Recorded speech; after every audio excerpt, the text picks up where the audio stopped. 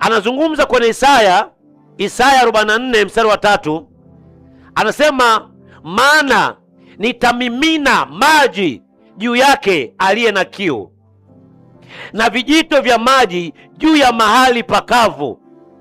Nitamwaga roho yangu juu ya wazao wako, na baraka yangu juu yao utakao wazaa. Mungu anazungumza na nyumba ya Yakobo, nyumba ya Israeli. Atamimina maji juu ya wote wenye kiu, na vijito vya maji vitatiririka juu ya ardhi iliyo kavu, iliyo kame. Hii ni lugha ya Biblia, lazima uelewe hiyo ardhi iliyo kavu ni nini, na huu moyo wenye kiu ni moyo wa namna gani. Bwana Yesu asifiwe sana. Tumesema maji ya uzima yanawakilishwa na uzima wa Mungu, uzima wa milele, ni ile kazi ya Roho Mtakatifu. Lakini mahali pakavu au ardhi iliyo kavu, iliyo kame, ambayo wanasema kwenye Isaya 44 mstari wa 3 kwamba vijito vya maji vitatiririka, inamaanisha ni mtu mwenye kiu ya mambo ya Mungu, au hali ya moyo iliyo dhaifu inayohitaji msaada kutoka kwa Mungu. Ni hali ya uhitaji, hali ya udhaifu inayohitaji uwisho wa Roho Mtakatifu. Ndio sawasawa na mtu ambaye moyo wake ni sawasawa na ardhi iliyo kavu. Kuna mtu mmoja anaongea hapa, jamani wapendwa. Bwana Yesu asifiwe.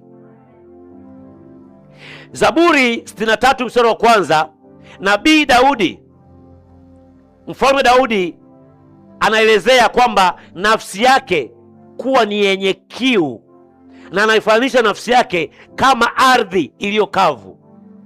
Zaburi 63 mstari wa 1, anaifanisha nafsi yake kama ni mtu mwenye kiu na kama ardhi iliyo kavu. Zaburi 42 mstari wa 1 na wa 2, anasema nafsi yangu inamuonea kiu Mungu, Mungu aliyo hai. Lini nitakapokuja nionekane mbele za Mungu? Ni hamu ya kusaidiwa na Mungu katika dhiki. Kuna mtu ambaye anaishi maisha ya wokovu, ameokoka, lakini kwa sababu ya mambo kadha wa kadha, hali ya ukame, hali ya ukavu, hajisikii kuomba, hajisikii kusoma neno la Mungu, hajisikii kwenda kanisani. Hali hii lazima umwambie Roho Mtakatifu, nahitaji maji ya uzima yamiminike ndani yangu. Tutaangalia sababu mbalimbali kwa nini mtu anaweza kawa ni mkavu ndani yake. Haleluya, mtu mmoja. Kutoka sura ya 33 mstari wa 13 na 18 kunamwonyesha namna gani Musa alivyokuwa na kiu, akamwambia Mungu, nakusii unionyeshe utukufu, angalau utukufu wako. Lazima kama wana wa Mungu tuwe na shauku ya kuongea na baba yetu Mungu aliyetuumba, tuone utukufu wake ukizidi kwenye maisha yetu, ajifunue zaidi na zaidi. Tuwe na shauku ya kukaa katika uwepo wake, tuweze kuona nguvu na uweza wa utukufu wake. Kuna wana wa Kora na wana wa Kora walitamani kuwepo katika uwepo wa Mungu. Kwenye Zaburi 84 mstari wa 1 na wa 2, walitamani, walionyesha shauku ndani ya mioyo yao. Kumbuka Mtume Paulo anaandika karama za rohoni, vipawa vya Roho Mtakatifu vinakuja kwa kufanyaje? Kwa kutamani. Anasema tamanini vipawa vya nini? Vya Roho Mtakatifu. Kwa hiyo unaweza kawa hapo kwa Januari hadi Disemba, miaka inaenda inarudi, kama hautaonyesha shauku, hali ya kutamani Mungu akutumie katika kipawa fulani, Roho wa Mungu atakuwa sio active kwenye maisha yako ya wokovu. Vipawa vya Mungu, Roho wa Mungu ana activate kwa kuvichochea, kwa kutamani, kwa kuonesha kiu. Roho Mtakatifu ni maji ya uzima yanayotiririka ndani ya moyo wa mtu. Kuna mtu mmoja anaongea hapa, jamani wapendwa. Bwana Yesu asifiwe sana. Ukisoma Isaya, Nabii Isaya alikuwa na shauku na uwepo wa Mungu kwenye Isaya 26 mstari wa 8 hadi wa 9. Mtume Paulo katika Agano Jipya alikuwa anaandikia Wafilipi, kuna Wafilipi sura ya 3 mstari wa 8 hadi wa 10. Anasema Mtume Paulo alitamani kumjua zaidi Yesu Kristo na nguvu za kufufuka kwake. Tunataka kumjua Mungu na tunataka nguvu zake zidhihirike. Tunazitaka nguvu za Mungu na tunataka kweli ya Mungu ifunuliwe ndani ya mioyo yetu. Bwana Yesu asifiwe sana. Kuna mtu anaitwa Maria wa Bethania kwenye Luka sura ya 10 mstari wa 38 hadi 42.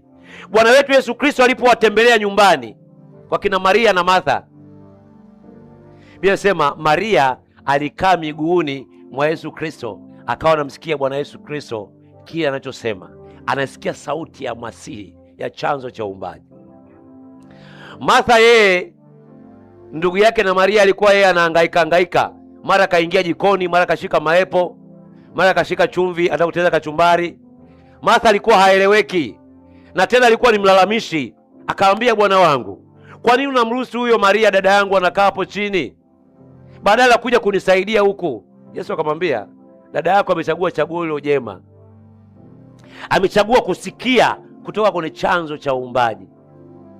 Kuna wakati mishughuliko inaweza kawa mingi katika maisha yetu ya wokovu, lakini Mungu anataka tu tusikie kutoka kwake. Tupumzishwe na hiyo mishughuliko, tuwe katika hali ya utulivu ili yeye aseme na maisha yetu. Mwambie jina lako, kuwa kama Maria, usiwe kama Martha. Bwana Yesu asifiwe sana. Kuna mtu anaitwa Zakayo kwenye Luka sura ya 19 mstari wa 3 hadi wa 6. Biblia inasema Zakayo mfupi alikuwa na shauku kubwa ya kumwona Yesu Kristo. Kuna jitihada alionyesha ya kupanda juu ya mti mpaka Kristo akampa nafasi. Akina Bartimayo, hakuna mtu Mungu aliyemuonekania katika maandiko tunayosoma ambao ndani yake huioni shauku. Ndio Yesu akasema imani yako. Mungu akasema akawaangalia, maandiko yanasema akawaangalia ndani ya mioyo yao, akaiona imani. Ile shauku ya kumtaka Mungu ndio imani Mungu anayoiona ndani ya moyo wa mtu. Bwana Yesu asifiwe sana. Usema mimi nipo tu sielewi, sijisikia hata kuomba, najisikia mkavu. Siku hizi ibada naona kama ni kavu, ibada haina uvuvio. Ni wewe hauna uvuvio, sio ibada haina uvuvio. Kuna mtu mmoja anaongea naye, jamani wapendwa. Ukiona huwezi kuabudu sehemu, haleluya, ujue tayari ukavu umeanzia wapi? Ndani yako. Anza kujirekebisha wewe kwanza, utaanza kuona ule mtembeo unazunguka na wewe. Kuna mtu mmoja anaongea hapa, jamani wapendwa. Kuna mtu mmoja anaitwa Simeoni, ni nabii huyu, alikuwa ni mzee. Mungu alimwambia wewe hautakufa, utakaa hapa hekaluni pamoja na yule Ana nabii hekaluni Yerusalemu pale. Hautakufa mpaka umuone Masihi. Ukiangalia Luka sura ya 2 mstari wa 25 hadi 30, Simeoni nabii alikuwa akingojea kwa hamu faraja ya Israeli. Alikuwa anamngojea Masihi azaliwe, maana iliandikwa kwamba hata kufa mpaka afanyaje. Ndio maana Yesu Kristo alipozaliwa siku analetewa pale hekaluni. Ni desturi tokea Agano la Kale, tokea kanisa la awali, kwamba mtoto anapozaliwa lazima aletwe madhabahuni afanyaje? Abarikiwe. Kwa Yesu Kristo naye alipelekwa madhabahuni. Simoni nabii akambeba, akambariki. Alafu alipomaliza akasema, Bwana waniruhusu sasa hivi niweze kufanyaje? Niweze kulala. Nimeshaiona tayari ahadi ya Masihi kwa macho yangu. Kuna mtu mmoja anaongea hapa, jambo la pendo. Mathayo sura ya 5 mstari wa 6 anasema, heri wenye njaa na kiu ya haki, maana hao watashibishwa. Heri, wamebarikiwa wenye njaa na kiu ya nini? Ya haki. Kwa hiyo kwa habari ya ufalme wa Mungu, kwa habari ya mambo ya wokovu, sio mambo ya kula na kufanyaje na kunywa, ni mambo ya njaa na kiu ya nini? Haki katika Kristo Yesu. Kuna mtu mmoja ana njaa